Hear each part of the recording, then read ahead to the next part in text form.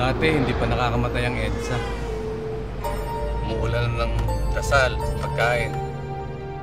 Gulat nga mga peaceball kung pakayawin sila ng mga mababango ang pawis. Hindi na ako papayag, mawala ka muli. Yan ang drama mo nung isang araw ah. Galing-galingan mo naman yung panlilimos mo, ate. Bong, jackpot tayo dito. Ayos yun. Ano, pagkamalan kang ano, magnanakaw, snatcher. Mukha ba ako magnanakaw? Di ba may kukote ka naman? Gamitin mo naman, lahat ba ako na lang? Hayaan mo na lang yan, mainit talaga. 15 minutes, I'll be there. Hanggat wala kang pera, ako ang boss mo. Nag-i-inspire, oo. Nanloloko, hindi. Iniisip ko na lang, pareho lang naman din kami.